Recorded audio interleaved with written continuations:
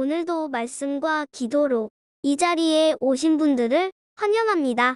7월 18일 이사야 48장 12절로부터 22절 말씀. 처음이자 마지막이라. 지금부터 본문을 읽겠습니다. 야곱아, 내가 부른 이스라엘아, 내게 들으라. 나는 그니, 나는 처음이요, 또 나는 마지막이라. 과연 내 손이 땅의 기초를 정하였고 내 오른손이 하늘을 폈나니 내가 그들을 부르면 그것들이 일제히 서느니라. 너희는 다 모여 들으라. 나 여호와가 사랑하는 자는 날 기뻐하는 뜻을 바벨론에 행하리니 그의 팔이 갈대아인에게 임할 것이라. 그들 중에 누가 이 일들을 알게 하였느냐? 나 곧 내가 말하였고 또 내가 그를 부르며 그를 인도하였나니 그 길이 형통하리라. 너희는 내게 가까이 나와 이것을 들으라. 내가 처음부터 비밀이 말하지 아니하였나니 그것이 있을 때부터 내가 거기에 있었노라 하셨느니라. 이제는 주 여호와께서 나와 그의 영을 보내셨느니라. 너희의 구속자시요 이스라엘의 거룩하신 이이신 여호와께서 이르시되 나는 내게 유익하도록 가르치고 너를 마땅히 행할 길로 인도하는 내 하나님 여호와라. 내가 나의 명령에 주의하였더라면 내 평강이 강과 같았겠고 내 공의가 바다 물결 같았을 것이며 내 자손이 모래 같았겠고 내 몸의 소생이 모래알 같아서 그의 이름이 내 앞에서 끊어지지 아니하였겠고 없어지지 아니하였으리라 하셨느니라. 너희는 바벨론에서 나와서 갈대아인을 피하고 즐거운 소리로 이를 알게 하여 들려주며 땅끝까지 반포하여 이르기를 여호와께서 그의 종 야곱을 구속하셨다 하라. 여호와께서 그들을 사막으로 통과하게 하시던 때에 그들이 목마르지 아니하게 하시되 그들을 위하여 바위에서 물이 흘러나게 하시며 바위를 쪼개사 물이 솟아나게 하셨느니라. 여호와께서 말씀하시되 악인에게는 평강이 없다 하셨느니라. 본문 해석입니다. 오늘 본문은 48장 하반부 말씀입니다. 오늘 말씀에서는 하나님의 주권과 섭리 그리고 하나님의 백성에게 주시는 은혜와 평화에 대한 말씀이 선포되고 있습니다. 특별히 오늘 말씀을 통해서 이스라엘의 역사와 하나님의 구원 역사가 어떻게 연결되는지를 자세하게 가르치고 있지요. 본문을 살펴보겠습니다. 첫 번째 문단은 12절로부터 16절입니다. 처음이요 마지막이라. 첫 번째 문단에서는 하나님의 주권과 섭리에 대한 강조가 나타납니다. 12절에서 나 여호와라 내가 처음이요 나는 마지막이라 이렇게 말씀하십니다. 이는 하나님께서 처음과 마지막이 되신다라고 말씀하시므로 하나님만이 유일하시고 하나님이 창조주이시며 마침내 온 세상이 하나님 손에 심판받는 것을 동시에 말씀하는 내용이지요. 또한 14절에서 그들이 다 모여서 말하기를 여호와께서 이같이 말씀하셨다 하리라 그렇게 기록되어 있습니다. 이는 하나님의 계획이 반드시 이루어질 것을 선포하시는 말씀입니다. 여기서 우리가 알 수 있는 것은 바벨론을 멸망시키려는 하나님의 계획이나 사랑하는 자 그러니까 고레스를 통해서 이스라엘을 회복시키겠다 하는 하나님의 계획이 반드시 실행된다 하시는 하나님의 선포를 듣는 것입니다. 사실 이스라엘은 무능력한 나라입니다. 하나님은 이토록 무능한 이스라엘 속에 이스라엘의 하나님으로 역사하셨습니다. 그리고 하나님의 능력이 무한하시고 하나님의 주권만이 주장되는 것을 이스라엘 역사 속에서 나타내신 것이지요. 그 내용을 기록하고 있는 첫 번째 문단 살펴보았습니다. 둘째 문단은 17절로부터 19절입니다. 나의 명령에 주의하였더라면.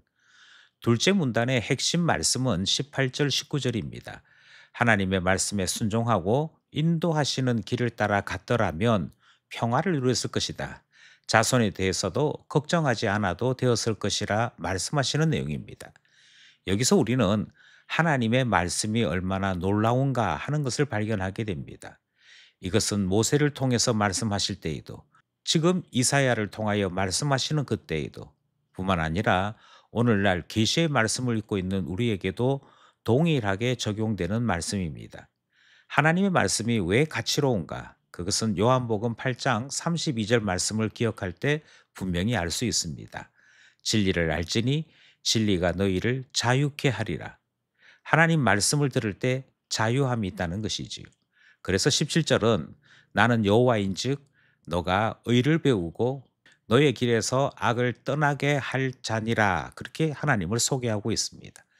하나님의 말씀을 배우는 것, 하나님께로부터 의를 배우고 악한 길에서 떠나 하나님을 따르는 것이 얼마나 가치로운지를 주님은 말씀하셨던 것이고, 이 말씀을 따라 살아갈 때 하나님의 자녀들에게는 분명한 복이 있음을 말씀하시는 것이지요.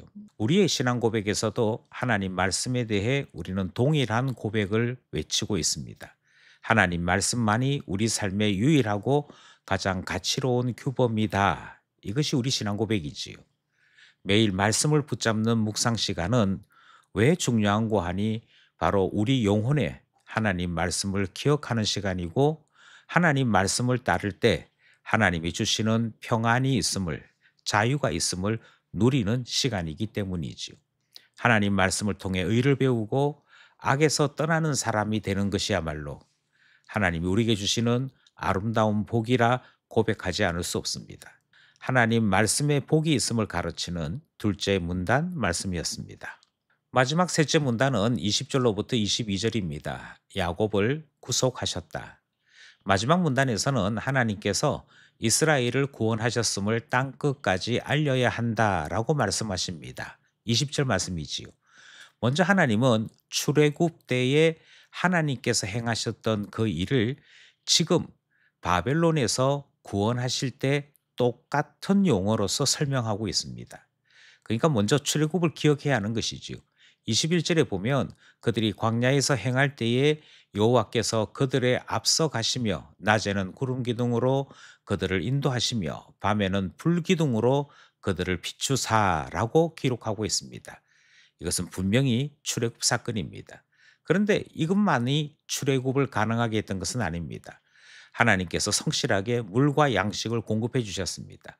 그리고 하나님께서 약속의 땅에 이를 수 있도록 친히 인도하시고 그때마다 필요한 것을 공급하셨지요.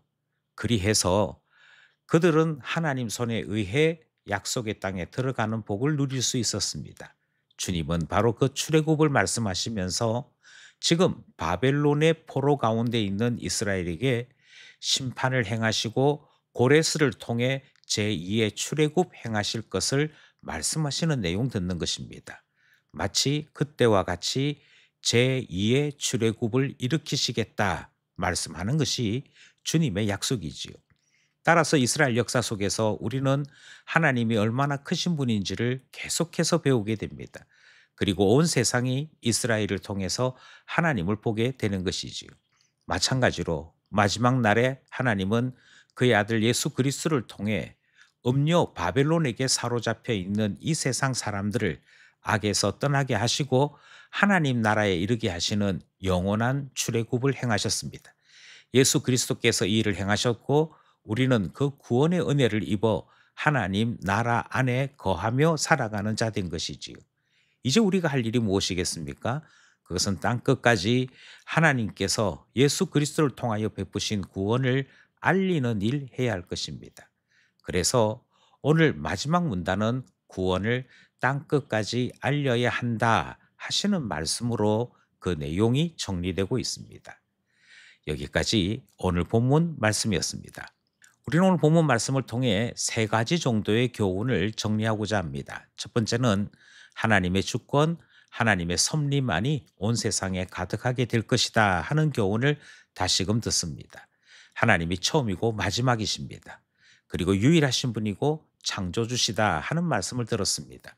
그러니 하나님뿐인 줄 알고 모든 주권이 하나님께만 있는 줄 알고 우리의 신앙 고백을 분명히 하며 하나님 안에 살아가는 자 되어야 할 것입니다. 두 번째로 우리는 오늘 본문 말씀을 통해서 말씀에 순종할 때 평안이 있다 하는 것을 배웠습니다. 하나님께서 그때마다 말씀하셨고 그 아들 예수님을 통하여 영원히 말씀하십니다. 말씀을 들을 때 하나님 안에 있고 평안 누릴 수 있다. 이것이 둘째 교훈이지요. 마지막 교훈은 하나님의 구속을 땅끝까지 알려야 한다 하는 말씀 듣습니다. 우리가 받은 은혜 알리는 것이 은혜 받은 자로서의 당연함 아니겠습니까? 오늘도 말씀과 기도로 하나님의 말씀 안에서 자유를 누리고 평안을 누리는 우리 모두 되기를 간절히 소원합니다.